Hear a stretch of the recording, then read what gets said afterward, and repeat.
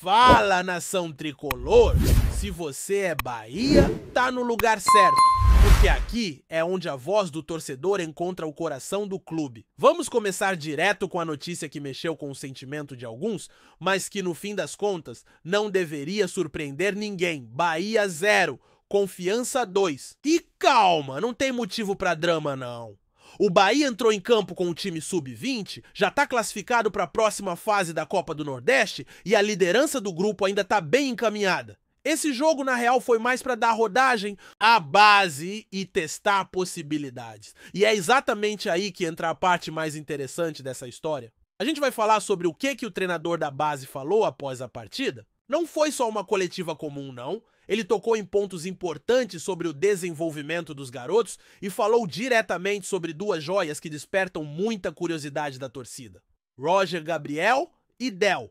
Muita gente perguntando: cadê Roger? Por que Del ainda não tá no time principal? E o treinador deixou claro que o processo de transição desses meninos precisa ser respeitado. Del, por exemplo, ainda não está no momento certo de ser titular, segundo a comissão técnica. Já Roger, nascido em 2007, é tratado com bastante cautela. Ele treina duro, é comprometido, mas ainda precisa amadurecer e se firmar dentro da própria categoria antes de dar passos maiores. É claro que a torcida cria expectativa. Isso faz parte. Vê um moleque jogando bem, já imagina ele decidindo o jogo na Fonte Nova lotada, mas dentro do clube, a cabeça precisa ser fria.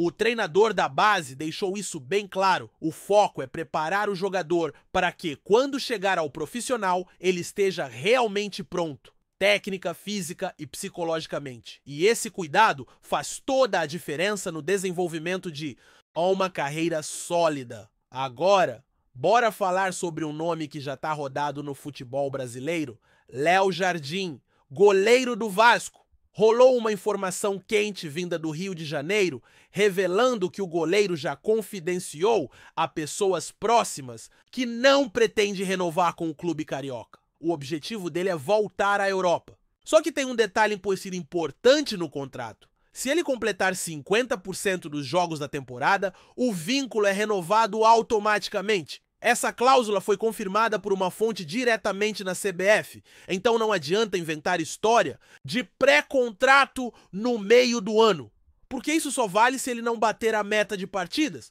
O que se especula agora é que o jogador pode até se recusar a jogar em determinado momento para evitar essa renovação automática. E aí a pergunta que fica é: será que o Bahia não deveria monitorar essa situação? Um goleiro experiente, de qualidade e que claramente quer sair. Vale a pena dar uma sondada, né? E enquanto uns se preparam para sair, o Bahia se destaca mundialmente. Você sabia que, segundo o levantamento do R10 Scores, o Bahia é o único clube no mundo que já disputou mais de 40 partidas em 2025? Isso mesmo, 42 partidas já. Isso mostra o tamanho da carga que o elenco tem enfrentado. E sim, precisa ser levado em consideração na hora de avaliar desempenho. Mas isso também não pode virar desculpa eterna quando o time não joga bem. Tem que criticar quando for necessário, claro, mas com equilíbrio e sabendo que o calendário foi previsto desde o início. Voltando ao tema do Sub-20, tem mais um ponto importante sobre o Del. Durante a coletiva, o treinador explicou que Juninho começou jogando porque está num momento mais avançado no processo de preparação. Del ainda tem algumas etapas a cumprir antes de ser titular. E isso é normal. Cada jogador tem seu tempo, seu momento e precisa seguir o planejamento para queimar etapas. É melhor esperar um pouco mais e ver o garoto chegar firme do que jogar na fogueira e queimar talento. Sobre Roger, a fala do treinador foi ainda mais cirúrgica. Ele reforçou que é um garoto de 2007, ainda jogando pela primeira vez na categoria Sub-20. Um menino que está se dedicando, treinando firme e que tem qualidade, mas que precisa de tempo. O importante é não transformar expectativa em pressão, e isso é fundamental.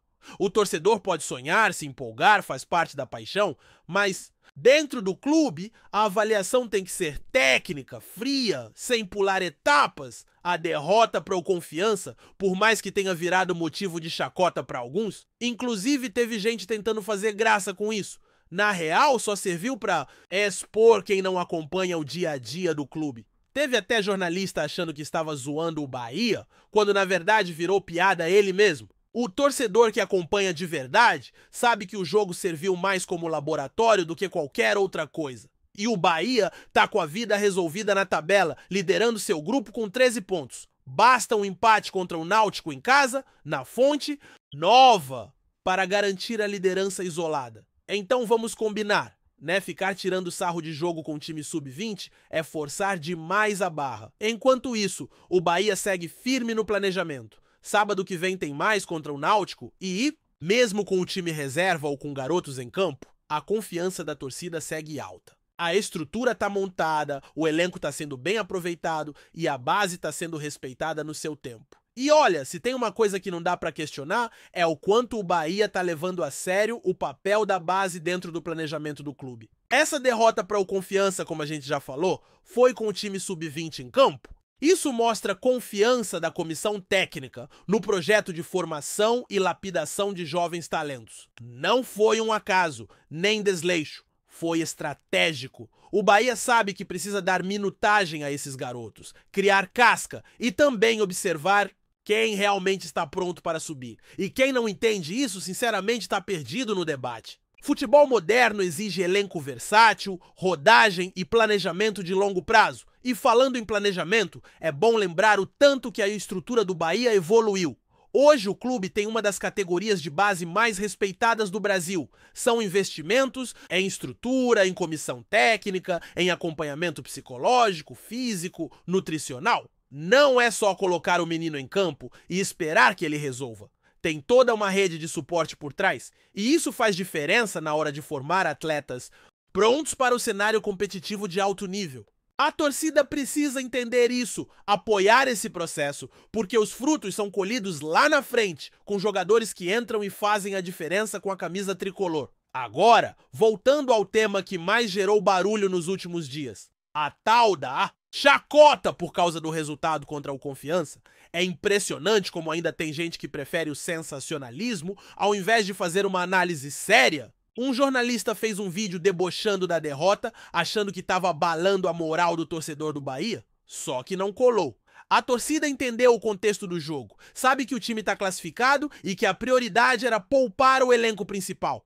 O verdadeiro papelão foi de quem tentou fazer graça com isso. Até porque se o Bahia tivesse colocado força máxima, o resultado muito provavelmente seria outro. E esse tipo de crítica rasa, baseada só em placar, sem levar em conta os bastidores e o planejamento do clube, não ajuda em nada. Muito pelo contrário, só mostra quem realmente está por dentro e quem só está tentando ganhar clique. Enquanto isso, o torcedor que acompanha de verdade, que vive o dia a dia do Bahia, está focado no que realmente importa: a próxima fase da Copa. Do Nordeste, o desempenho no Campeonato Brasileiro e os reforços que podem chegar.